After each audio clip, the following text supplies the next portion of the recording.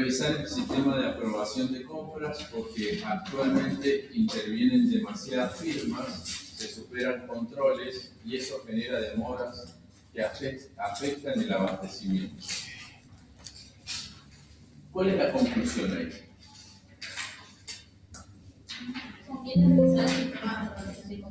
Claro, ahí la conclusión aparece en primer término. Esto era algo que les había dicho yo. Siempre cuando uno analiza el razonamiento, no siempre la conclusión está en el orden lógico en que debe aparecer, ¿no?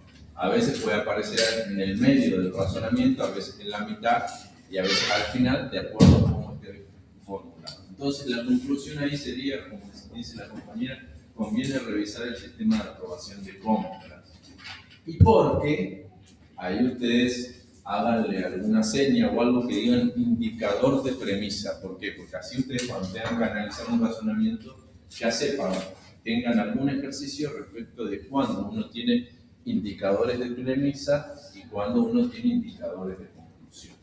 Entonces el porque me está diciendo voy a dar las premisas a partir de las cuales voy a fundamentar ese razonamiento. Y ahí tenemos por qué. Actualmente intervienen demasiadas firmas, sería la razón 1, ¿cierto? La razón 2, se superponen controles, y la razón 3 sería, ahí al final, se generan demoras que afectan el abastecimiento. Si uno lo invierte y lo pone en su sentido lógico, tendría que decir, porque actualmente intervienen demasiadas firmas, se superponen controles y se generan demoras que afectan el abastecimiento, conviene, por lo tanto, ¿cierto? Y ahí tenemos nosotros un indicador de conclusión. Por lo tanto, o en consecuencia, que es otro indicador de conclusión, conviene revisar el sistema de aprobación de compras. Esto es parte de lo que ya venimos trabajando. Bien, acá lo que hay que identificar en función de lo que les decía al comienzo, no es nada muy complicado, pero sí es importante que ustedes tengan en cuenta que dentro de, ya sea de la práctica de cualquier disciplina de conocimiento científico o en el ejercicio de una profesión cualquiera, y en el caso de cualquier lenguaje técnico, recuerden que la administración requiere de un lenguaje técnico. ¿Por qué? Porque uno no puede manejarse en los mismos términos que el lenguaje natural, que nosotros nos referimos así, que es el lenguaje tal y como lo utiliza uno en términos cotidianos. Uno requiere, desde el punto de vista de todo lenguaje técnico, uno además de describir un determinado sector de la realidad, recuerden que cada disciplina de conocimiento se aplica a un sector de la realidad en particular. Se elaboran explicaciones de esa realidad. A medida en que yo quiero intervenir la realidad, necesito poder explicarla. No solo necesito poder decir cómo es la realidad, sino necesito poder decir por qué razón es de esa manera. Bien, ahí tenemos el área de ventas, tenemos ahí las opciones, ¿no? El área de ventas cerró con pérdidas. ¿Qué será eso? Claro. El área cerró con pérdidas porque aumentaron los costos y cayó la demanda. Explicaciones. Y el porque me está diciendo que yo tengo no solo un argumento, un razonamiento, sino un razonamiento que constituye una explicación del fenómeno en cuestión. Como aumentan los costos y cayó la demanda, conviene revisar la estrategia comercial. Argumentación, ¿no? Ahí nosotros sabemos que tenemos que... ¿cuál sería la conclusión en ese argumento?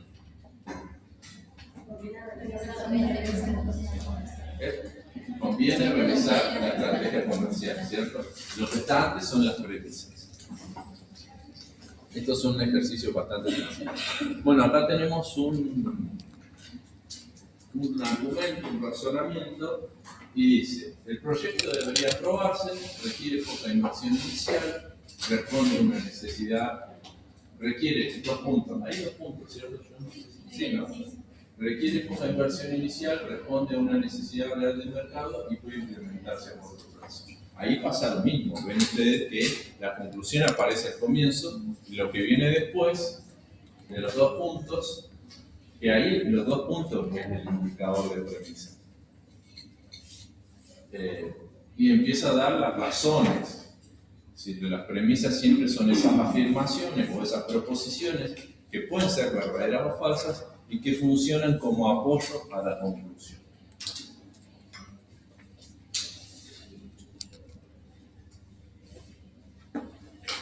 Dice, transforma estas opiniones en argumentos. Tenemos la opinión. No me gusta ese sistema. ¿Cómo? No me gusta ese sistema. ¿Cómo nosotros podemos convertir eso en argumento? No me gusta ese sistema porque, podría decir, sería una explicación, ¿no? ¿Cómo uno podría transformar eso en argumento? ¿Qué tendría que hacer con no me gusta ese sistema? Como la entrega lenta, la comunicación eficiente, por eso no me gusta ese sistema. Claro, uno ahí que tendría que agarrar, uno ahí tiene una conclusión, tiene que elaborar las premisas que sustenten eso, que sustenten el no me gusta ese sistema. ¿Debido a qué? Podría decir uno. Se produce una ralentificación de las actividades de la organización y a que no se produce una comunicación adecuada entre las áreas de la empresa, entonces no me gusta ese sistema, ¿no? Lo podría ponerlo así en el orden lógico. Dice, ese proveedor nos pide confianza. Ahí también nosotros tendríamos que siempre, para elaborar el argumento, decimos, tenemos la opinión, que es la conclusión. Tenemos que elaborar las premisas que sustenten decir que el proveedor no inspira confianza. No puede decir, dado que el proveedor no entrega los productos a tiempo y no aporta claridad respecto de los precios de los productos, entonces, ¿cierto? Por lo tanto, concluyo que ese proveedor no inspira confianza. Claro que acá, si nosotros tendríamos ese argumento, tendríamos, en términos lógicos, tendríamos que precisar la ambigüedad del término, ¿no? Porque no inspira confianza, ¿qué querrá decir ahí concretamente? Capaz que entre los productos que le compra el proveedor, entre medio de eso hay cosas que están vencidas. Ahí nosotros podríamos agregar eso como premisa y sería una buena manera de abordar esa conclusión.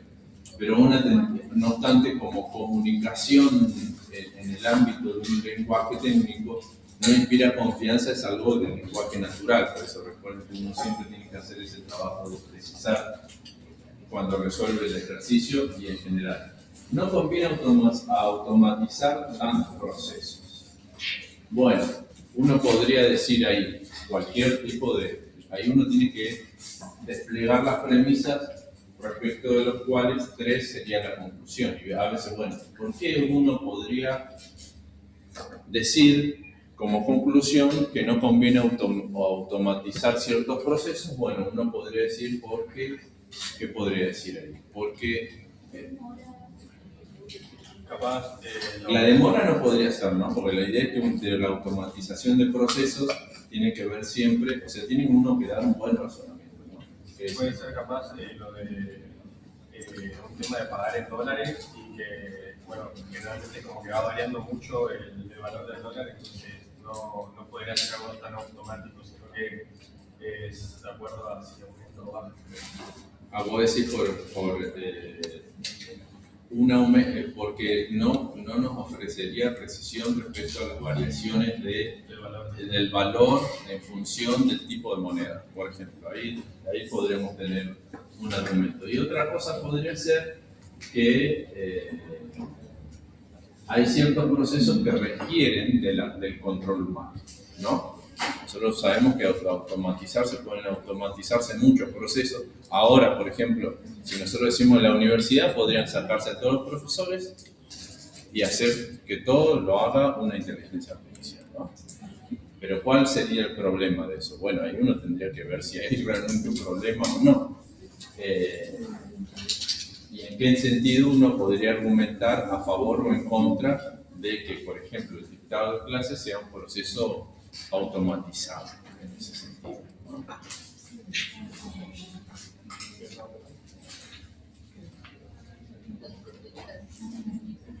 Uno dice, bueno, pero si yo uso inteligencia artificial para el dictado de clases y resulta que las inteligencias artificiales, en cuanto un tipo de tecnología que estoy elaborando un argumento más complejo pero real, en cuanto a un tipo de tecnología que está cargada de ciertos sesgos y que puede producir ciertas alucinaciones, y en virtud de que hay una opacidad en los procesos, hay una opacidad que tiene que ver con la opacidad con el secreto comercial de las empresas, y otra opacidad que es técnica.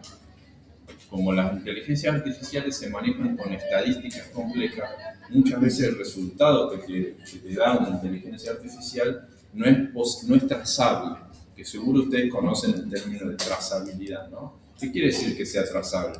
No podemos determinar con precisión cómo se llegó a la conclusión. Y uno, para tomar decisiones, necesita trazabilidad respecto de la información.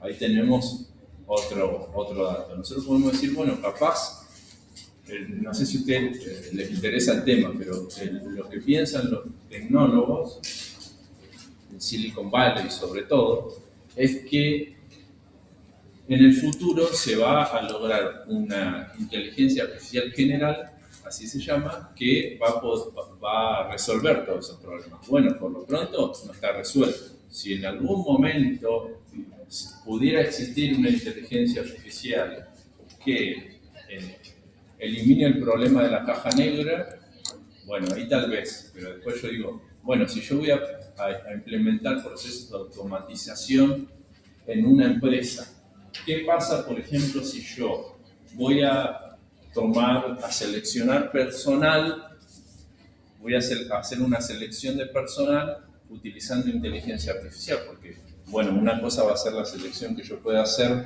¿cierto?, con la información que yo tengo, los criterios que yo tengo, pero una inteligencia artificial puede acceder a grandes bases de datos, pero grandes, ¿no? Muchos.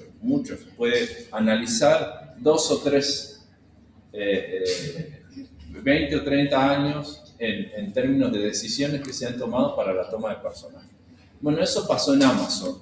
¿Y qué pasó? Que descubrieron que la inteligencia artificial siempre seleccionaba, si tuviera que tomar a un trabajador, siempre seleccionaba a hombres, nunca seleccionaba a mujeres.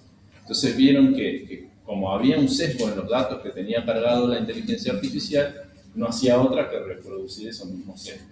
De que siempre se tomaban a varones a la hora de ocupar un cargo jerárquico.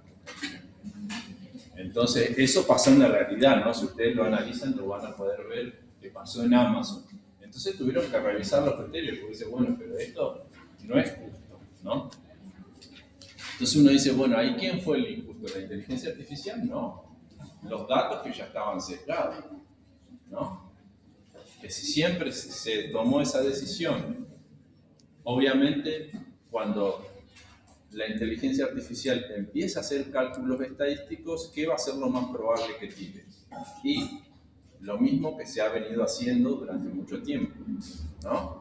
Porque funciona así la inteligencia artificial, con cálculos probabilísticos. Si yo le digo a la IA, bueno, ¿cuál es la diferencia entre un argumento y una proposición? La IA no es que sabe la respuesta, no, la IA no sabe de verdad o falsedad, o no sabe si esa respuesta comete algún tipo de acción que pueda calificarse como mala, en el sentido de perjudicial para alguien. La IA te va a dar la respuesta más probable de entre todas las respuestas posibles, ¿no? Pero no sabe si eso es verdad o falsedad, es bueno o malo, ¿cierto? Es simplemente, simplificadamente, una máquina de cálculo. Bueno, eso hablando de otras cosas.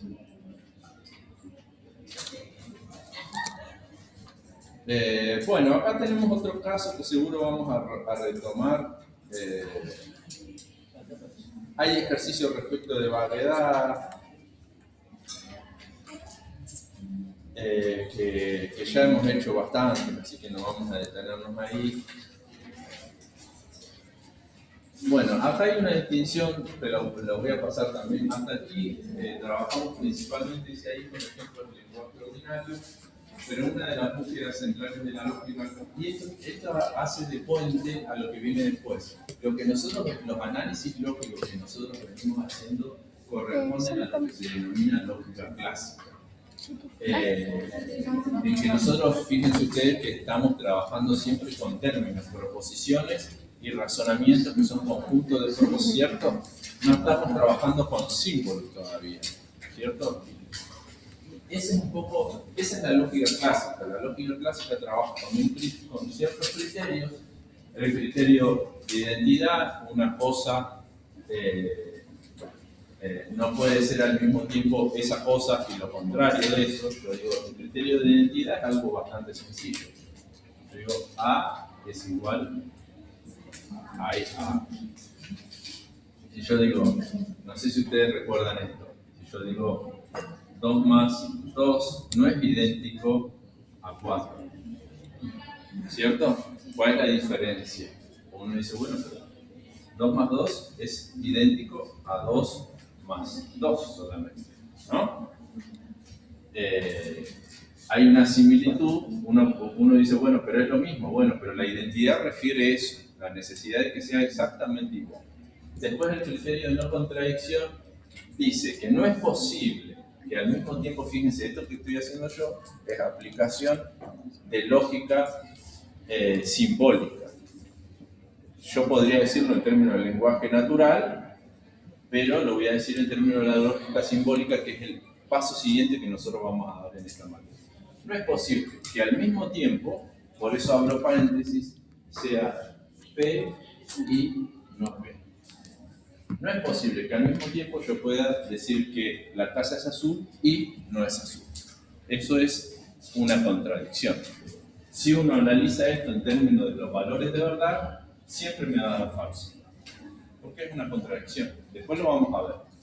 Como para que ustedes vean, cuando uno pasa de la lógica clásica en que uno analiza términos del lenguaje natural, requiere en un siguiente paso de complejización y de abstracción pasar a la lógica simbólica, que ya va a utilizar ciertos símbolos y va a abstraer con el objetivo de hacer un análisis más preciso. La lógica simbólica entonces utiliza signos y reglas precisas. Estos son los signos y reglas precisas. Acá qué regla estoy aplicando. Y bueno, si yo tengo una conjunción y empiezo, por ejemplo, que en el primer caso es verdadero, en el segundo caso es falso, ¿por qué? Porque está negado, ¿no? Y en el segundo caso es falso y acá va a ser verdadero porque está negado, ¿cierto? Son reglas lo que estoy aplicando. Siempre estoy aplicando reglas. ¿Y cómo voy a determinar la verdad de una conjunción? Bueno, yo sé que si es una conjunción, tengo que, para que sea eso verdadero, ambas proposiciones conectadas, tanto P como no P, tienen que ser verdaderas al mismo tiempo, ¿cierto? Son reglas, un sistema de reglas para manejarse con signos. Es lo mismo que las matemáticas, solo que en lugar de usar números, usamos símbolos o letras. Ya vamos a ver eso con precisión, pero para que ustedes tengan en cuenta que lo que estuvimos haciendo acá, en esta introducción a la lógica, es primero partir de la lógica clásica, que utiliza el lenguaje natural, o que analiza el lenguaje técnico, pero en su expresión cotidiana, en su expresión corriente, y ya la lógica simbólica, que me permite un análisis más preciso, requiere abandonar el lenguaje natural. Y entonces yo, por ejemplo, si digo, todos los días son iguales, digo, para todo X, si X es día, entonces X es igual. Estoy diciendo ahí, todos los días son iguales. Solo eso, así de sencillo. Pero yo tengo que hacer ese pasaje de la lógica simbólica, esa afirmación que hice, todos los días son iguales, a un nivel de abstracción que me permita simbolizar eso y operar con eso. Después poder analizar eso en términos, por ejemplo, de su valor de verdad. o en términos, por ejemplo, de que es un cuantificador universal, ¿no? Y estos son cualidades que le estoy atribuyendo a esa entidad. Bien, dice ahí, completar. La lógica simbólica resulta útil para analizar razonamientos. Un poco ya está en lo que dice antes. ¿Por qué? Porque me permite mayor rigor y me permite evitar parte de las ambigüedades y nosotros agregamos y de las variedades del lenguaje ordinario o del lenguaje natural. Por eso es que necesitamos nosotros pasar a la lógica simbólica, porque le requiero yo más precisión en el análisis del lenguaje. Bueno, acá hay un cuadro que ustedes tienen que hacer con el texto de Garrido. Si quieren van al texto de Garrido, nos tomamos poquitos minutos, completamos este cuadro y ya avanzamos con la unidad número 2. Mientras hacen eso, yo voy abriendo la siguiente unidad. El texto de Garrido, fíjense el comienzo.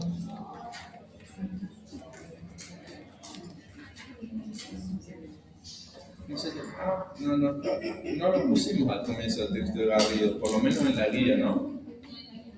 Está en la bibliografía de la unidad 2. Ahí vayan al texto de Garrido, así completamos este cuadro y avanzamos.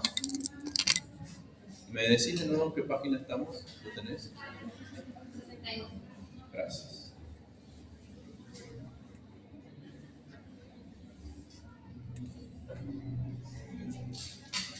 Ahora voy a ver el texto de Garrido en el aula. Y la clase, esto me olvidé decirlo, la clase del viernes que viene va a ser virtual también.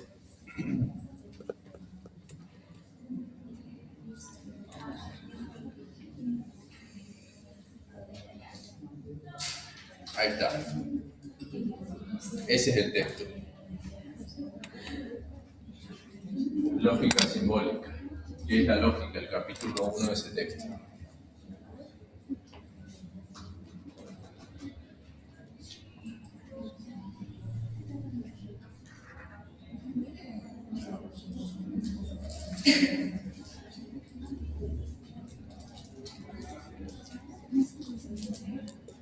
Bueno, con ese ustedes completan ese cuadro y en un ratito lo hacemos entre todos.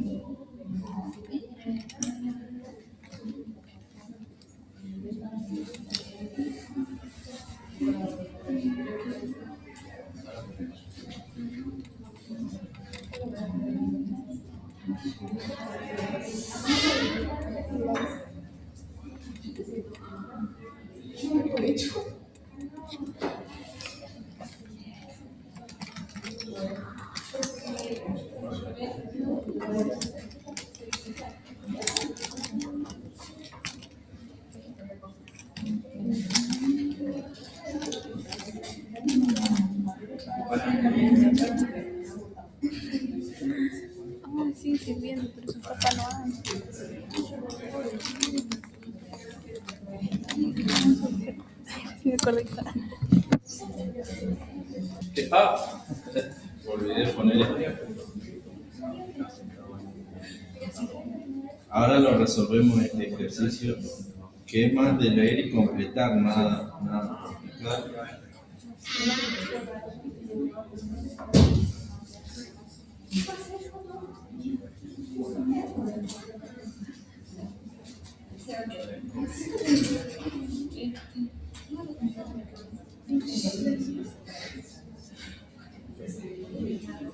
¿No?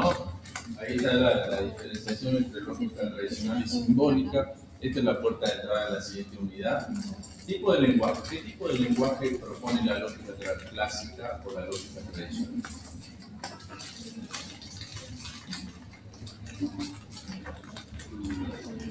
¿Qué dice Garrido sobre eso?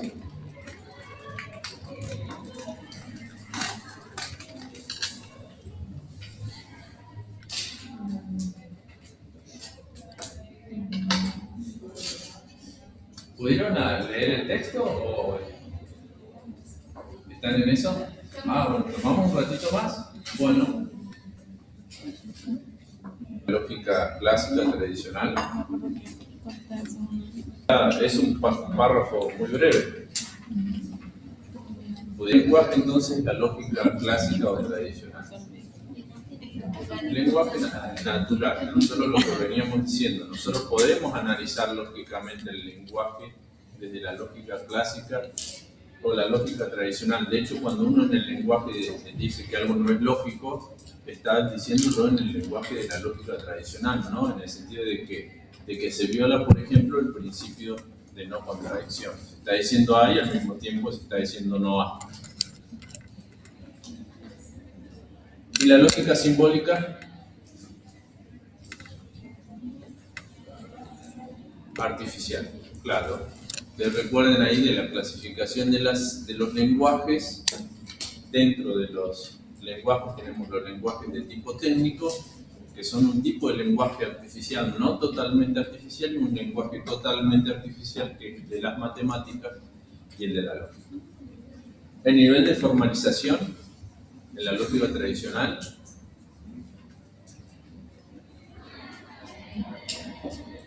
bajo, claro. No hay mucho nivel de formalización. Uno puede hacer cierta formalización, pero tiene su límite.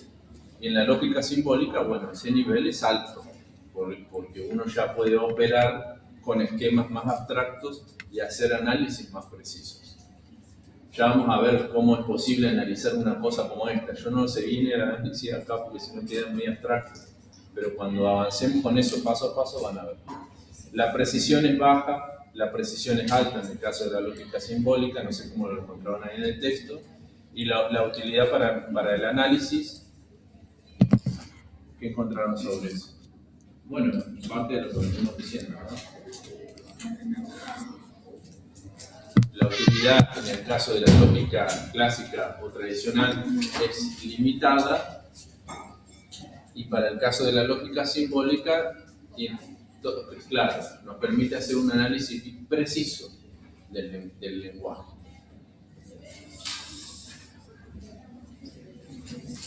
Bueno, fíjense que este ejercicio es bien sencillo, ya estamos cerca de cerrar la unidad.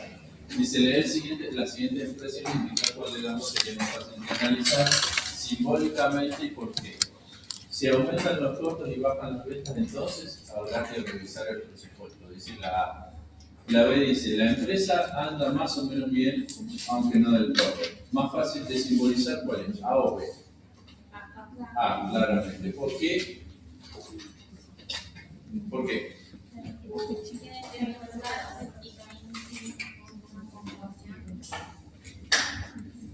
Claro.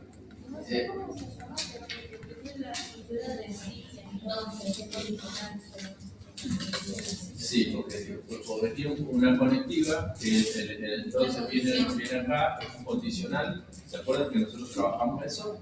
Ya lo vamos a ver con más detenimiento eso. Sí, entonces, que es una flecha, se simboliza con una flecha ya en lógica simbólica. Más fácil de simbolizar, ¿por qué? Porque la expresión P contiene términos que son que están dotados de vaguedad, ¿no? Si yo digo más o menos bien, bueno, ¿cuál es el corte, ¿no? Es más o menos bien, será bien, será mal, será, no se sabe, ¿no? Y ahí la dificultad. Bueno, vamos a hacer este ejercicio de verdadero o falso y ya pasamos porque esto es una cuestión de lectura solamente. La lógica formal se ocupa principalmente del contenido concreto de los argumentos. ¿Qué dicen? Ya lo venimos trabajando hace mucho. ¿Verdadero o falso? Principalmente, dice. Falso. Sí se ocupa la lógica del contenido, porque cuando nosotros analizamos falacias no formales, sí analizamos el contenido de los razonamientos, ¿no? Los tipos de falacias que trabajamos. Pero principalmente la lógica se interesa por la forma. Entonces ahí sería falso. Los argumentos pueden tener contenidos distintos y sin embargo compartir la misma forma lógica. ¿Qué dicen ustedes? Verdadero, ¿no? Si yo digo si llueve, entonces el suelo se moja, lo mismo que decir si hoy es lunes, entonces tendremos clase en la universidad, ¿no? Es lo mismo. La forma es la misma por más que el contenido igual. Para analizar un razonamiento desde la lógica formal, importa sobre todo su estructura. ¿Qué dice? Sí, claro, verdadero. Por lo que dijimos en el punto 1, sobre todo. Si cambia el tema de que se habla, necesariamente cambia también la forma lógica. Falso, por lo que dijimos recién. Yo puedo hablar del tema que yo quiera, pero si utilizo la misma forma, la forma se sostiene. Yo digo A o B, que en términos de la lógica tendría que ser, por ejemplo, P o Q. Acá yo puedo poner todo lo que yo quiera. Puedo decir llueve o hace frío,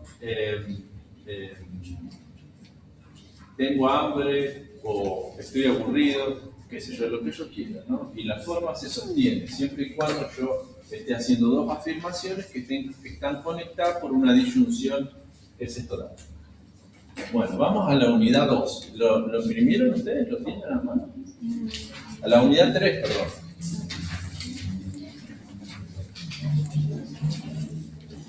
Ahí estamos.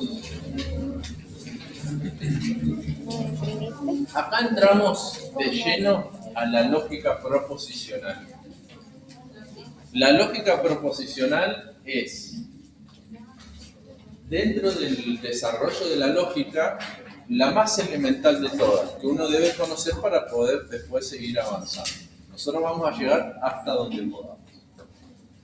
Vamos ahí. Acá arrancamos, fíjense ustedes. La bibliografía son estos dos textos, no sé si hay otro más por ahí, pero cualquier cosa, si hay algo que falte ahí, yo se los menciono, que siempre lo ponemos en la bibliografía del autor. ¿Sí? Digo.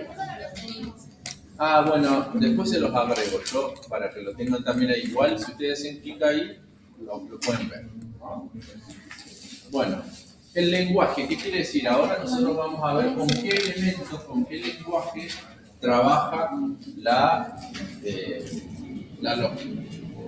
Tenemos, fíjense ustedes ahí, primero que nada, variables proposicionales. Las variables proposicionales reemplazan a una proposición, lo mismo que yo les decía acá, ¿cierto? Si yo digo C. Quería decir que en la unidad 4 están los de Sí, porque capaz trabajamos otro tema en la otra unidad. Capaz a veces hay que ver si es específicamente esa unidad, pero yo después lo reviso. Bien, con lo primero que trabajamos nosotros en lógica son con variables proposicionales. ¿Por qué son variables? Porque acá P o Q, si yo digo llueve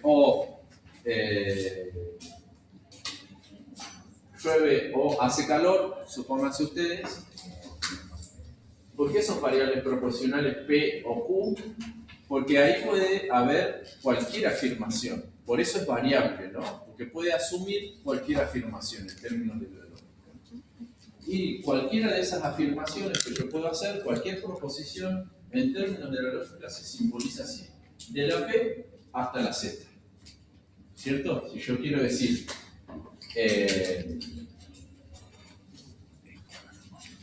los razonamientos son estructuras que estudia la lógica.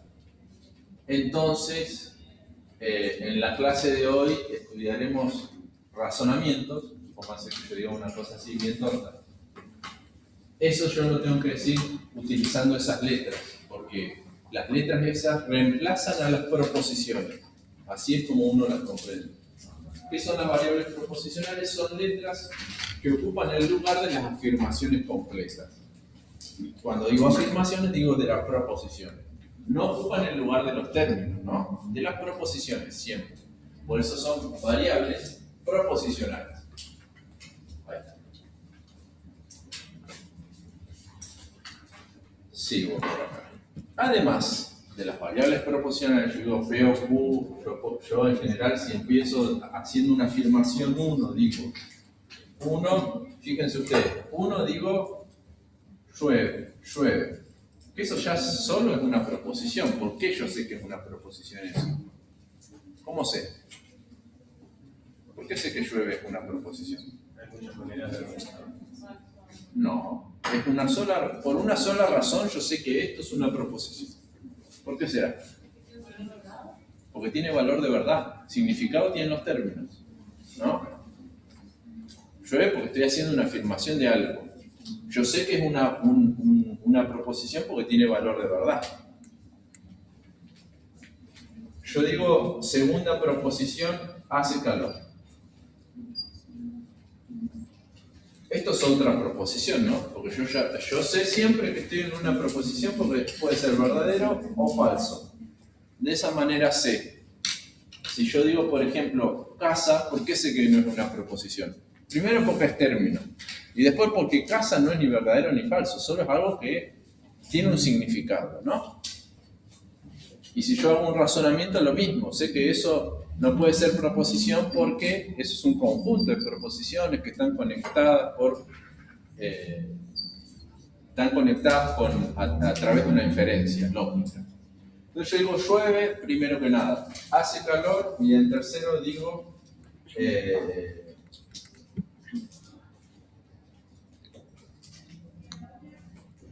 puedo decir? No sé, se me ocurre decir cualquier proposición. No sé, ¿qué dicen ustedes? Díganme alguna. Estamos tomando mate.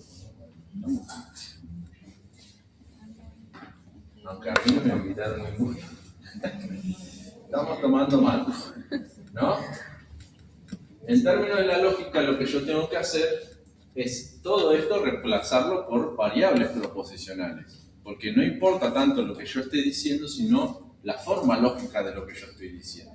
Entonces yo acá le voy a asignar a uno, empezando por P. Uno siempre empieza por P. Eso es simplemente una convención del lenguaje. Entonces yo acá voy a poner Q y acá voy a poner R, ¿no? Para representar cada una proposición diferente.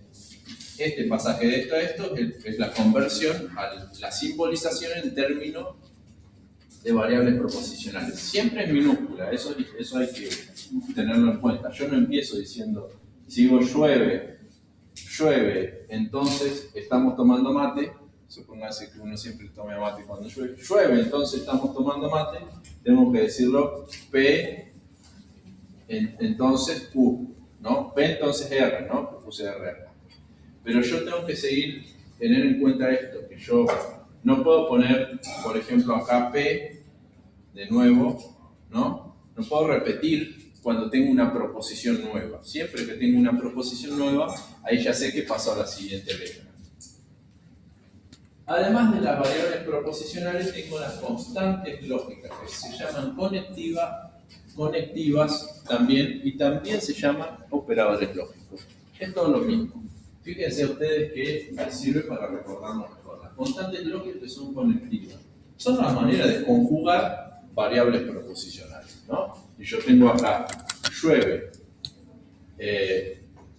y hace calor. Si yo digo llueve en lugar de llueve y hace calor, como hace calor es Q,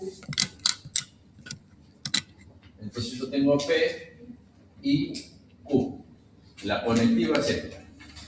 Las conectivas, ¿qué son entonces? O las constantes lógicas, como dice ahí. Maneras de conjugar proposiciones, afirmaciones. Y tengo esas que aparecen ahí.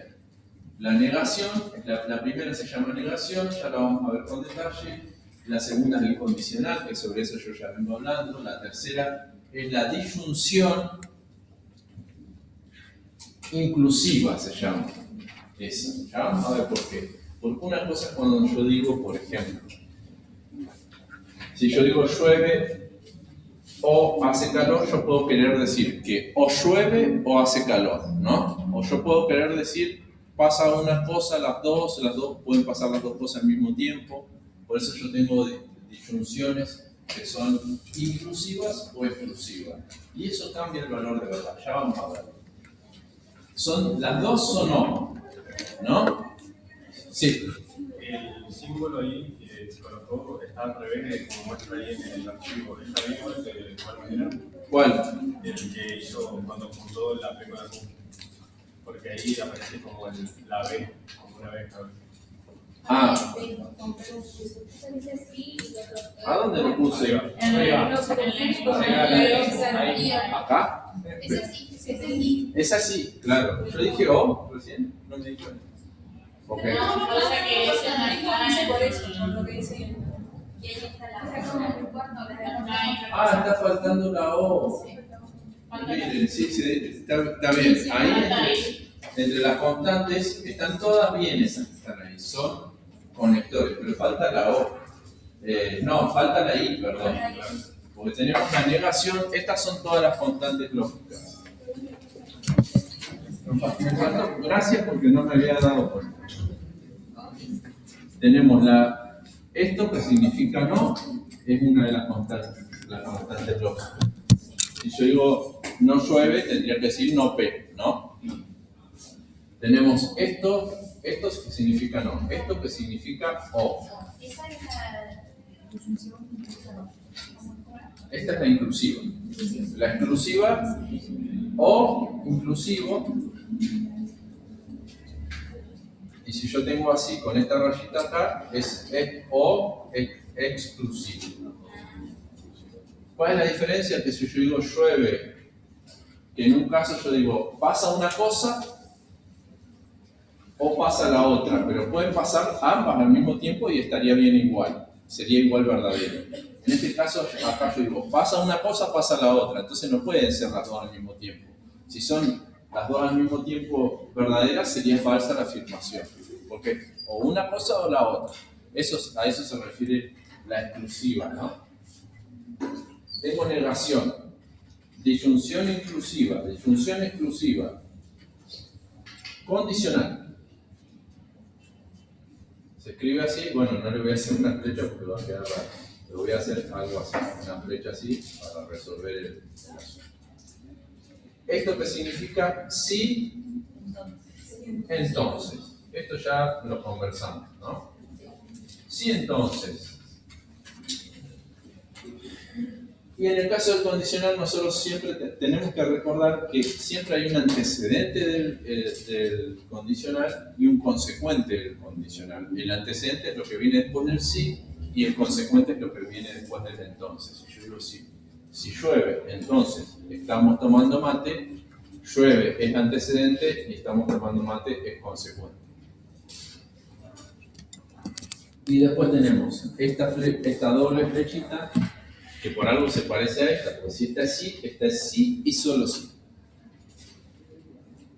Lo voy a poner así con esta doble también para que me sí y solo sí. Y otra manera más sencilla de decirlo es equivalencia. Si yo digo P, sí, solo sí, U, y acá puedo poner cualquier cosa, por ejemplo, llueve, sí y solo sí, estamos tomando mate. Quiero decir que ambas proposiciones tienen que tener el mismo valor de verdad. Eso estoy diciendo. Que hay equivalencia entre ambas proposiciones. ¿Equivalencia en qué sentido? En términos del valor de verdad. A ver si me estoy... Bueno, después hay una que aparece ahí, no la vamos a usar tanto nosotros, ni a la disyunción exclusiva, ni al carácter final que es este. Lo voy a poner acá porque me quedó ahí corto. Este es ni. Quiere decir ni eso. Ni.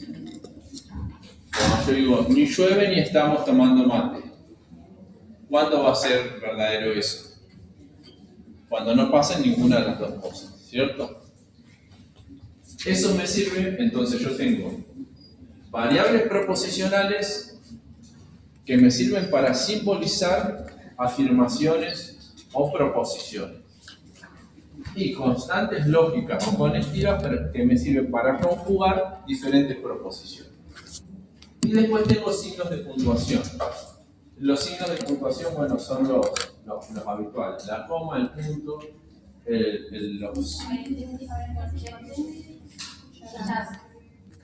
llaves, en ese orden, paréntesis, llaves y corchetes. A medida que yo voy haciendo una afirmación más compleja, es que tengo que ir incluyendo diferentes signos de puntuación.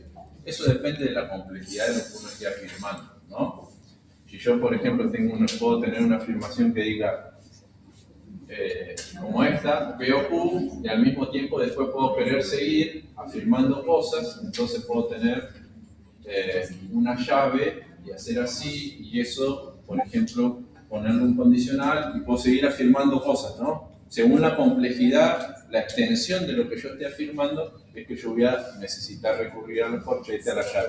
Es lo mismo que en matemáticas, no tiene mucha diferencia. Es la misma lógica. Dice acá, a ver, la lógica proposicional constituye el primer capítulo de la lógica simbólica. Como verán ustedes, después, además de la lógica proposicional, viene una lógica del predicado, que tiene que ver con algo de lo que les decía yo acá. Cuando yo ya no necesito analizar proposiciones completas, sino necesito analizar oraciones en términos del sujeto y predicado. Como si yo digo, estamos tomando mate, eso solo se puede analizar en términos de la lógica proposicional como P. Pero yo necesito cierta lógica que me permita a mí analizar cuando yo digo, por ejemplo, la casa es azul. Yo digo, fíjense ustedes, la casa es azul, yo no sé por qué voy a tener que cambiar, resetear mi mente para recordar los conceptos. Yo digo, la casa es verde. Esto en términos de la lógica proposicional es P.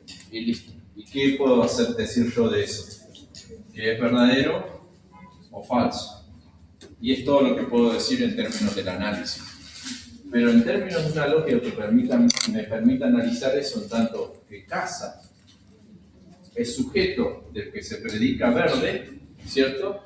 Entonces yo ahí ya puedo hacer un análisis más preciso. Ese análisis más preciso, ese nivel de análisis más minucioso de la oración, no me lo permite la lógica proposicional, porque la lógica proposicional solo me da esto. Pero la lógica de predicados sí me lo permite analizar con mayor precisión. Entonces yo digo, existe un X, así se lo digo para que ustedes vean cómo va la cosa nomás. Existe un X tal que si ese X es casa, es al revés, perdón. Ese X es casa y ese X es verde. ¿Sí? Entonces me permite hacer un análisis mucho más preciso de la oración. No tengo solo P, tengo todo lo que he afirmado, lo tengo ahí simbolizado, ¿cierto? Logré simbolizar esto. Entonces, como ustedes verán, este es el primer grado de complejidad y el segundo grado de complejidad es este. Y después hay otras lógicas. Hay lógicas difusas, por ejemplo, que me permiten a mí simbolizar el más o menos que voy a hacer. Yo le digo a la inteligencia artificial, hacemos un resumen más o menos largo, y la inteligencia artificial sabe qué hacer o no. ¿Y por qué sabe? Porque usa lógica difusa. Porque no le puedes decir, hacemos un resumen largo o un resumen corto, ¿cierto? Le puedes decir algo que esté intermedio, y para eso uno tiene que tener otros valores posibles. Por eso la inteligencia artificial se maneja en cuanto a procesadores del lenguaje natural con lógicas difusas, en que uno en el lenguaje natural dice cosas así como está un poco frío, ¿no? No es que hace frío ni que no hace, ni que no hace frío ni que hace frío, que está un poco frío, ¿no? Es como algo intermedio. Bueno, y por eso esto también está en el trasfondo de ese tipo de tecnologías actuales. La lógica está en el trasfondo de eso. En principio, si ustedes analizan la lógica que está detrás de los sistemas computacionales, es la lógica de ceros y unos. Es binaria, ¿no? Yo acá podría decir, en lugar de hablar de verdad falsedad, decir 0 y 1. Y lo mismo estaría haciendo. ¿Cierto? Es lo mismo. Eso es, la computación funciona de esa manera, ¿no? Con ceros y unos, diferentes combinaciones de ceros y unos. Bueno, hay una lógica que agrega valores intermedios, ¿no? Esto es lo mismo que estamos haciendo nosotros, es lo que funciona detrás de esa lógica. Bien. Estamos acá, ¿no? Después tenemos una distinción que es válido considerar, que es A ver si yo me estoy olvidando de algo. Dice, a lo que proporciona el primer capítulo. Eso ya lo dije, lo del valor de verdad.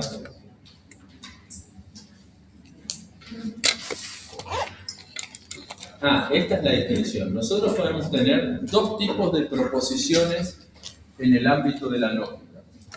Las proposiciones que pueden ser atómicas o moleculares.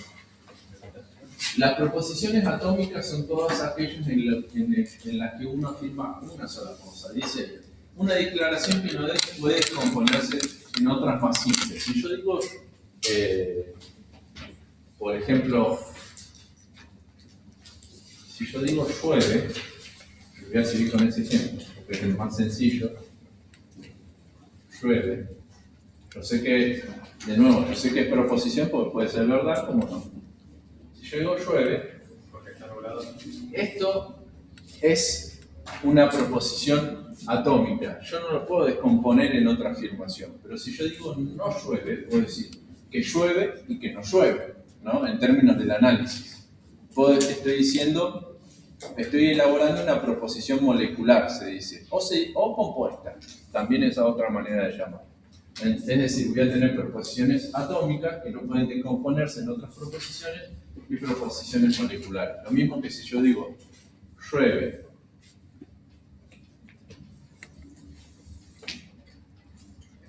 o tomo mate,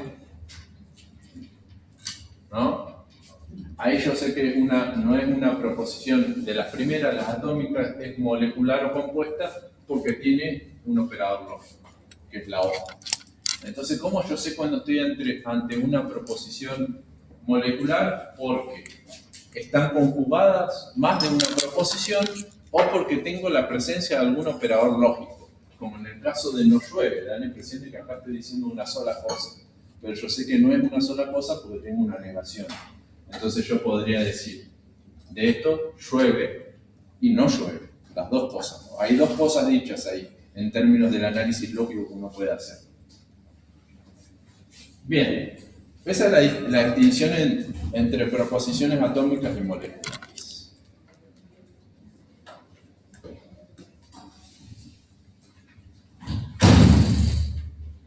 Bien, a ver acá.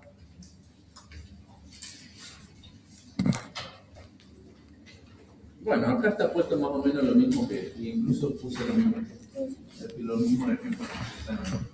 Tienen todos los operadores lógicos, las conectivas, todas ahí listadas y lo que significa cada uno. ¿Cómo se dice en el lenguaje natural? Algún ejemplo del lenguaje, cómo se haría una afirmación en el lenguaje natural, algún ejemplo y la simbolización. Fíjense ahí, bueno, ahí hay diferentes ejemplos, ¿no? Ni estudia ni trabaja, ¿no? Se simbolizaría ahí. Esa sería la expresión lógica de eso, ¿no? Esto es un cuadro que sistematiza lo que venimos hablando.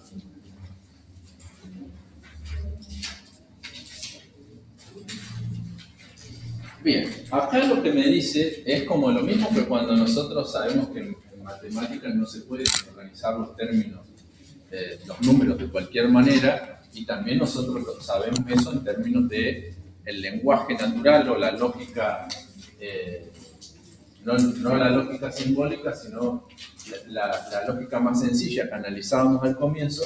Nosotros sabemos que no podemos decir las oraciones en cualquier orden, ¿no? Hay determinadas reglas que uno debe seguir para saber si uno está haciendo una afirmación de manera correcta, si está haciendo bien la formulación. Por ejemplo, si yo digo PQ, esto no es una fórmula bien formada porque estaría diciendo llueve, no llueve, estoy tomando mate. Entonces, ¿qué es eso? ¿No? Yo tengo que decir algo en el medio para conectarlo de alguna manera. Llueve o, ¿sí? Llueve, entonces, algo tengo que estar diciendo. Así está mal formado. Pero si yo le agrego una conectiva, lo resuelvo y tengo una fórmula bien formada. Vamos a ver después ejercicios en que uno tiene que reconocer eso, ¿no? Dice, una variable proposicional es una fórmula bien formada, por ejemplo, P, que simboliza el lugar de una proposición.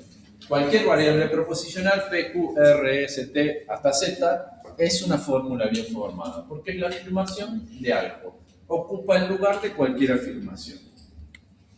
El resultado de flanquear una conectiva diádica. ¿Cuáles son las conectivas diádicas? Las que conectan dos cosas. Yo sé que esto no es una conectiva diádica porque no conecta dos cosas. Altera el valor de verdad de una sola cosa, ¿cierto? Pero si yo tengo esta, sé que es diádica, pues. Conecta algo que está antes y algo que viene después, o algo que está a la izquierda y algo que está a la derecha. Entonces, el resultado de flanquear una conectiva diádica, pongamos acá la O, acá pongamos una P y acá una Q. P y Q, no, dije O, era la I, perdón. P y Q, ¿no? El ejemplo que está ahí. Por variables proporcionales, por otras fórmulas bien formadas, tengo una fórmula bien formada, ¿no? Cuando yo tengo esto, independientemente de la variable proporcional que use, y tengo en el medio una conectiva diádica, que puede ser I, pero también puede ser O puede ser si, entonces, cualquiera, tengo una fórmula bien formada. Tercero, dice, el resultado de proceder a una fórmula bien formada por la conectiva monádica, negación, es monádica ¿por qué? Porque afecta a una sola proposición, o una proposición compleja, pero no está flanqueada, quiere decir que no hay una afirmación a la izquierda que se conecta con una afirmación a la derecha, si uno lo pone visualmente. El resultado de proceder a una fórmula bien formada por una conectiva monádica es una fórmula bien formada, no P es una fórmula bien formada.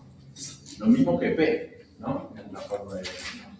Solo las expresiones construidas, bueno, eso es una regla que confirma las reglas anteriores. A los lógicos les gustan esas cosas, que son ociosas, pero ¿qué dice ahí? Solo las expresiones construidas según las reglas anteriores son fórmulas bien formadas. Lo que quiere decir es sigan las reglas, por favor, porque si no, no está expresándose bien en términos de la lógica. Veamos ahí. Dice, teniendo en cuenta las reglas de transformación de la lógica proposicional, las reglas son las que acabamos de ver recién.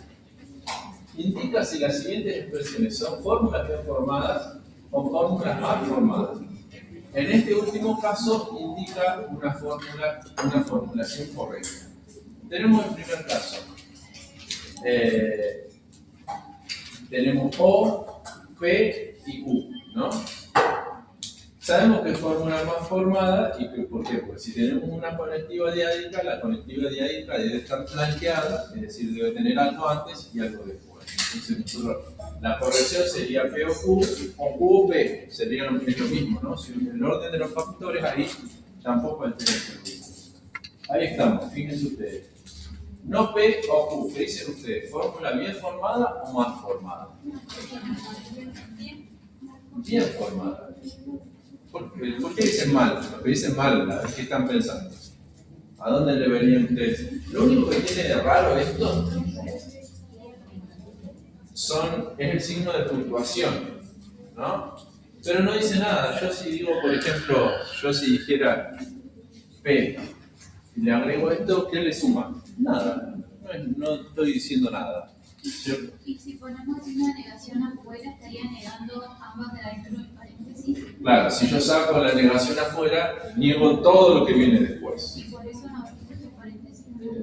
No, solamente para que ustedes vean que puede estar o no estar, ¿cierto? Es como yo los signos de puntuación los voy a requerir cuando estoy haciendo formulaciones más complejas, ¿no? Pero no hay problema. Lo que sí puede servir eso, porque como vos decís, en el caso que yo diga, como dice ahí, no P o Q, yo puedo poner no P o Q, y acá la negación, a diferencia de cómo está ahí, la negación no afecta solo a P, sino que afecta a todo lo que está al interior del paréntesis. Pero en ambos casos, tanto en este como en este que aparece acá, son fórmulas bien formadas. ¿Por qué es importante este detalle? Porque si yo solo niego P, entonces si P era verdadero pasa a ser falso, y si era falso pasa a ser verdadero, ¿cierto? Porque la negación altera el valor de verdad de la proposición. Pero si yo niego todo, lo que va a ser más importante para determinar la afectación de la negación va a ser la disyunción, ¿cierto? Entonces yo voy a tener, por ejemplo, que Q en el primer caso es falso y en el segundo caso es verdadero, ¿no? Supongamos estos se llaman mundos posibles, partiendo de que la afirmación es verdadera o es falsa.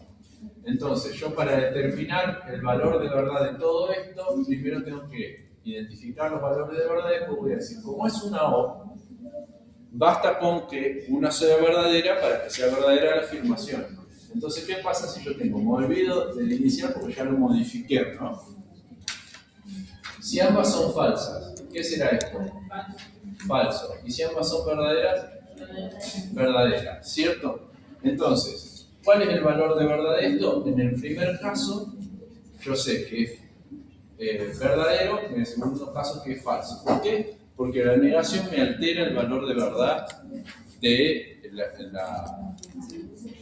la proposición compleja. ¿Se entiende? Entonces yo siempre tengo que poner el valor de verdad opuesto. Entonces yo con esto ya determiné el valor de verdad de toda la proposición completa. Acá ¿cuál es la conectiva más importante o el operador lógico más importante? La negación, porque la negación afecta a todo. Tengo otra conectiva que es importante, que es la disyunción al interior del paréntesis, pero esa no es la conectiva principal porque esa está afectada por la negación que está afuera. La abarca en ese sentido.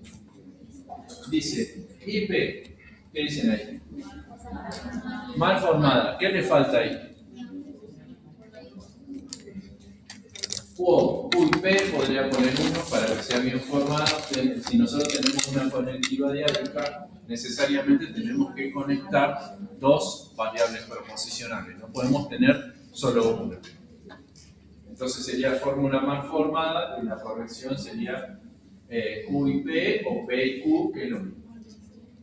Y acá tengo R, entonces T. Es una T, ¿no? Sí. Sí. ¿Y eso qué sería? Bien formada. Tengo una conectiva diádica y tengo de un lado y de otro dos variables proposicionales. Dice P y entonces Q. ¿Qué dicen ustedes? ¿Qué dicen? Mal. ¿Sí, no? ¿Por qué? Porque tengo dos conectivas diádicas. Tengo solo dos variables proposicionales. Si tengo dos conectivas diádicas, tengo que tener mínimo 4 variables proposicionales. Así me doy cuenta que está mal formada la... Es muy importante porque cuando uno hace el análisis del valor de verdad de esto y tiene una fórmula mal formada, le va a dar cualquier cosa. Y esta P, sí, solo sí, Q. Bien formada. Y si uno saca el paréntesis, estaría bien igual. ¿No P?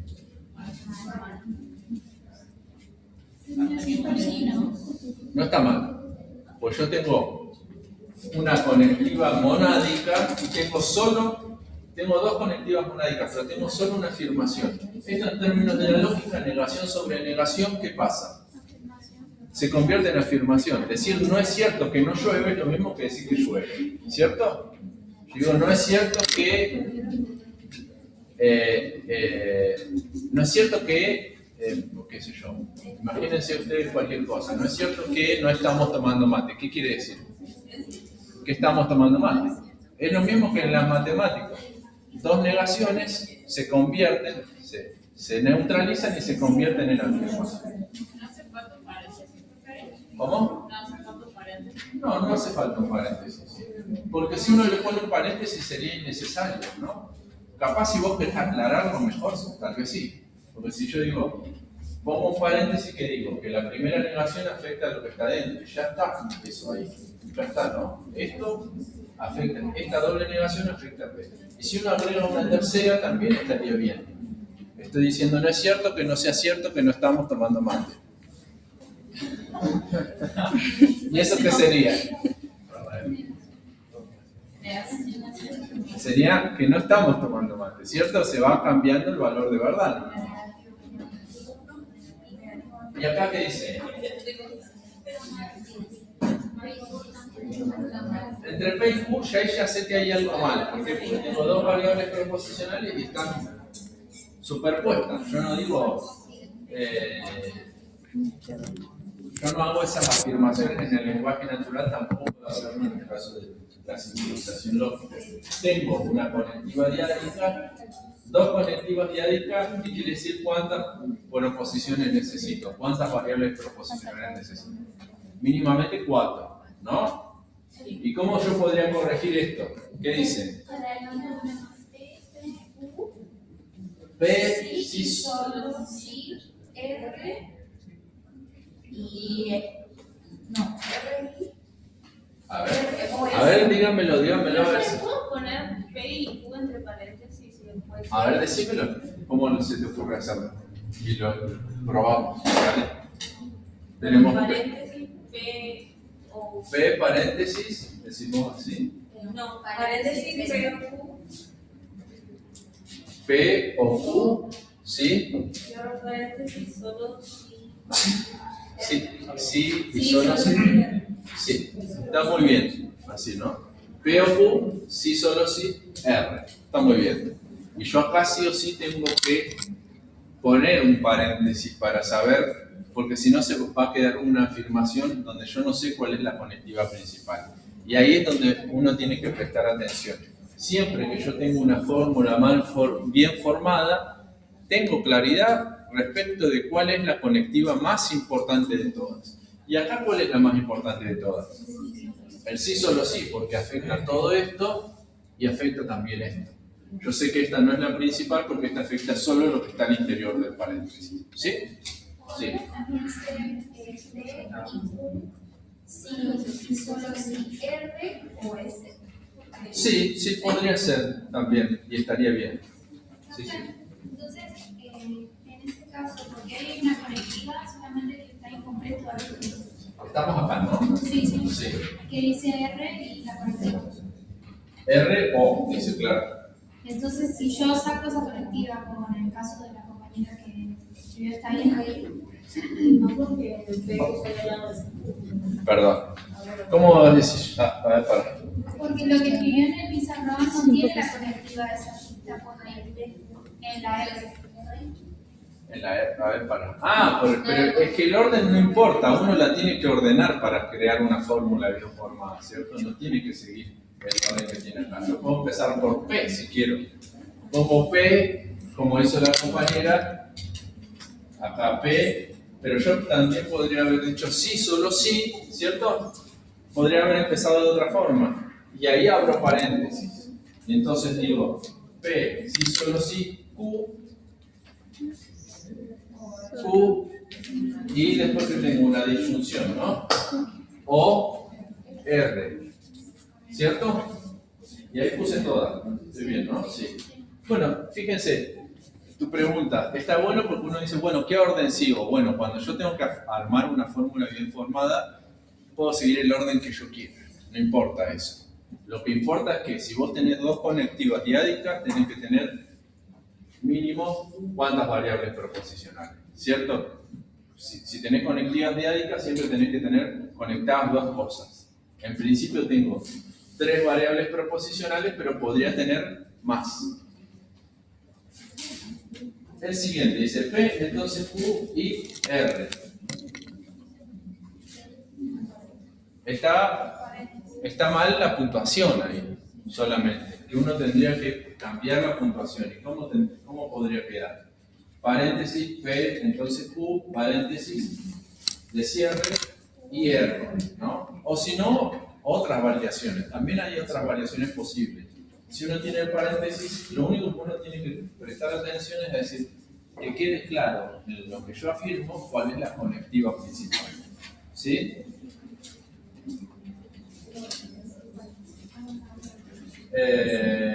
La última, ¿no? Nos falta esa. Dice, S y T, sí, solo sí, T y R. Está bien, no le falta nada. Si yo quisiera conectar todo eso que dije acá con lo que dije antes, ¿cierto? Aunque tenga dos T. Sí, por acá, ¿qué está queriendo decir acá? Acá si se repite la variable proposicional, se repite la proposición que simboliza esa variable, ¿no?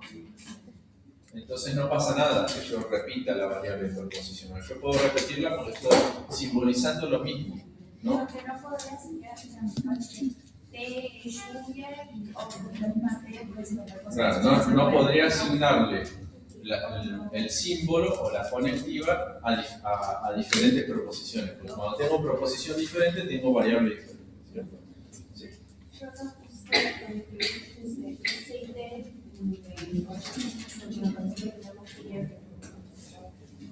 ¿Entre corchetes? No, está bien así. Está bien así. Si vos pones corchetes cuando ya estás aumentando el nivel de complejidad, ¿cierto? Y tenés que conectar toda esta afirmación con otra cosa, entonces ya ahí tenés que poner otro signo de puntuación. No podés seguir poniendo paréntesis porque es el primer nivel de complejidad solamente. Pero yo, por ejemplo, podría a esto ponerle un corchete y ponerle O, R, por ejemplo, ¿no? Y ahí sí se justifica el use del corchete, ¿no? Pero yo, como estoy en un nivel básico todavía, estoy conectando dos variables proposicionales con una conectiva diádica, con dos variables proposicionales con una conectiva diádica a través de una conectiva diádica que conjuga ese conjunto de variables proposicionales, ¿cierto? Parece un trabalengua, pero es elemental.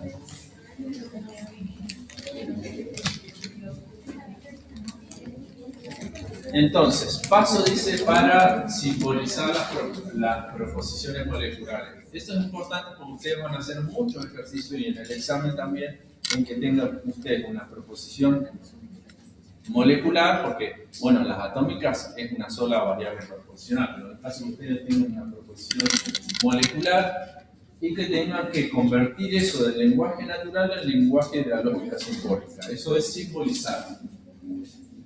Primer paso es identificar las proposiciones. En primer lugar, tenés que identificar las proposiciones simples o variables proposicionales en el enunciado dado. Estas proposiciones representan afirmaciones que pueden ser verdaderas. En segundo lugar, asignar símbolos a esas proposiciones. Yo tengo si llueve, entonces estamos tomando mate, entonces digo P, entonces Q. ¿Cierto? Asignar símbolos es eso. Que es reemplazar la proposición por una variable que es una letra. Identificar los conectivos lógicos, ahí está, yo tengo que ver cuáles son los conectivos lógicos que están en juego. En cuarto lugar, asignar símbolos lógicos a los conectivos, y yo tengo entonces, tengo que poner en las flechas, es eso solamente.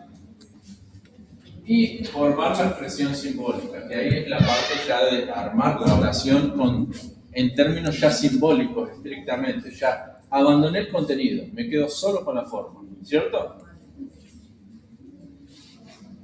Ahí tenemos, fíjense, un ejemplo sencillo. Si el clima laboral es bueno, entonces los empleados trabajan mejor. P, entonces Q. Hice todos esos pasos, ¿cierto? Identifique las proposiciones que estaban puestas en juego, les asigné un símbolo, a una le puse P, a otra Q, y las conecté mediante otro símbolo que es el condicional. Entonces ahí yo tengo una fórmula bien formada. Y en el caso del condicional, como les decía yo, lo que está antes o lo que está después del sí se llama antecedente, y lo que está después del entonces se llama consecuente. Muchas veces, como yo les decía, esto puede desaparecer. Yo puedo sacar el entonces, pero como tengo la coma, sé que si ya dije sí, ahí viene el entonces, ¿cierto? En este caso es explícito, pero puede ser tácito. A eso se refiere, ¿no? La conectiva lógica es la operación que vincula las proposiciones atómicas. Bueno, eso ya está. Vamos a ver si hacemos algún ejercicio con esto. Acá tenemos un ejercicio. Llegamos. Bueno, dice, dadas las siguientes símbolos, indica cuál corresponde a cada nombre de conectiva y da un ejemplo en el lenguaje natural. Dice, el primer ejemplo, una negación, fórmula proposicional no P, ¿no? Yo uso una variable proposicional de antepongo la negación. No es cierto que Juan está.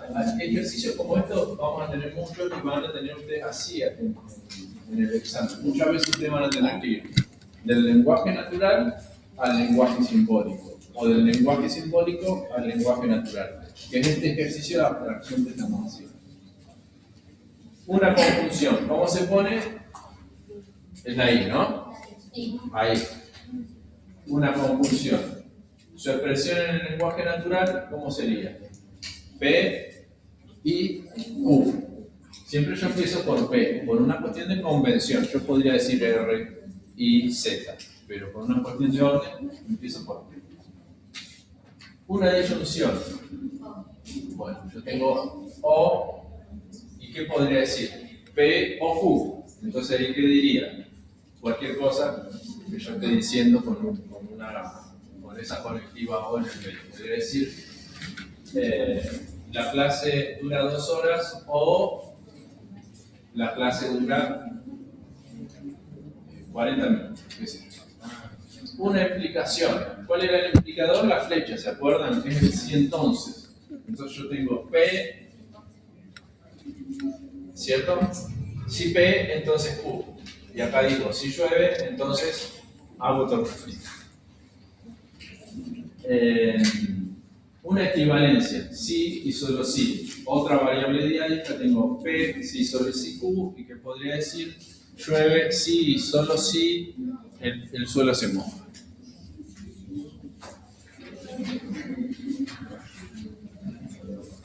Bueno, y ahí aparece una negación conjunta que yo tengo, fíjense ahí, esta es la que se llama negación conjunta, que es ni, ¿sí? Es el ni. Entonces yo tengo P, ni, Q, ¿no? ¿Y cómo lo podríamos poner en términos de lenguaje natural?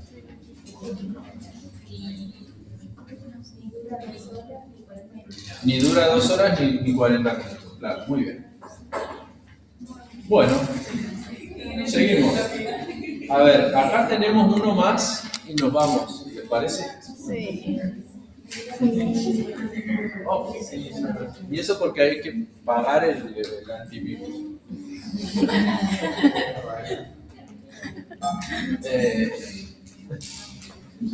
El clima laboral no es bueno. Bueno, no, pero ahí, acá tenemos que hacer, fíjese, al revés de lo que estábamos haciendo recién, tenemos que partir del lenguaje natural y simbolizar.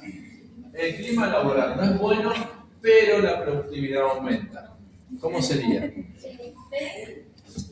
Una conjunción. Claro, cuando yo tengo pero, muy bien ahí la observación, cuando yo tengo pero es lo mismo que ahí, en términos de la lógica. A ver, el clima laboral no es bueno, dice, pero la productividad aumenta. P o Q. No, perdón. Sí, perdón, así, P y Q. P y Q. Me faltó la negación. No, la P. Era, no es bueno el clima laboral, ahí está, perdón, ahí está. No es bueno el clima laboral, pero la productividad aumenta, dice. Sí. Es, bueno, ahí está. Si yo a esto, fíjense, la observación que había hecho la compañera antes, si yo a esto le pongo un paréntesis, estoy diciendo otra cosa, como en las matemáticas, también en la lógica, si uno agrega signos de puntuación, cambia el sentido de lo que está diciendo. Acá yo estoy diciendo, no es cierto que, no me acuerdo qué dice ahí. No es cierto que el clima laboral es bueno y la producción aumenta, ¿cierto? Entonces yo estoy negando todo lo que está dentro del paréntesis, no solo una variable proposicional, todas. Dice, si la productividad aumenta, entonces el clima laboral es bueno. Si P, entonces, ¿no? Los empleados trabajan mejor si solo si el clima laboral es bueno. Bueno, P, si solo si. Dice, y la productividad aumenta en el R. Arriba la descripción está arriba tenemos que significa Ah, perdón, me había olvidado del diccionario. Eso va a pasar que muchas veces ustedes van a tener que utilizar un diccionario y en ese caso siempre tienen que respetar. Yo estaba haciendo así libremente, pero uno siempre tiene que respetar el diccionario, que reemplaza la variable preposicional. Entonces, si ustedes tienen el diccionario, se manejan por lo que dice el diccionario y si no, por las reglas de la lógica, por las convenciones. Empiezo por P, sí. Porque tranquilamente P podría ser el clima laboral bueno, entonces ahí ya cambiaría. Claro, tal cual. 4, entonces, los empleados trabajan mejor si solo si el clima laboral es bueno, entonces ahí yo busco los empleados Q, si solo si P, ¿no? Y la productividad aumenta, que sería R, ni el clima laboral es bueno, que es P. Entonces sería ahí, en ese caso, la flecha.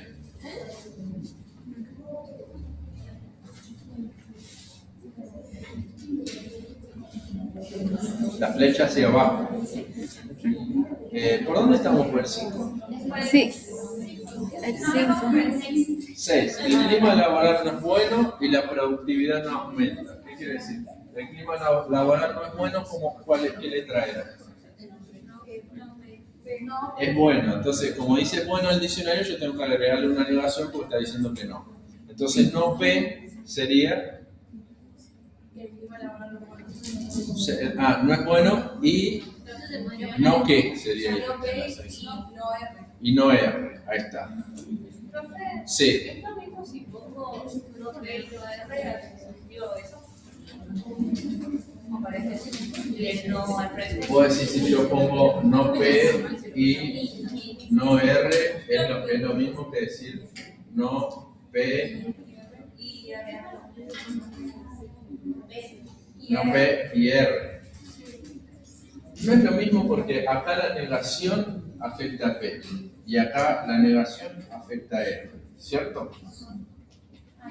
Y acá niega la conjunción de ambas cosas. No pasan las cosas al mismo tiempo, está diciendo acá.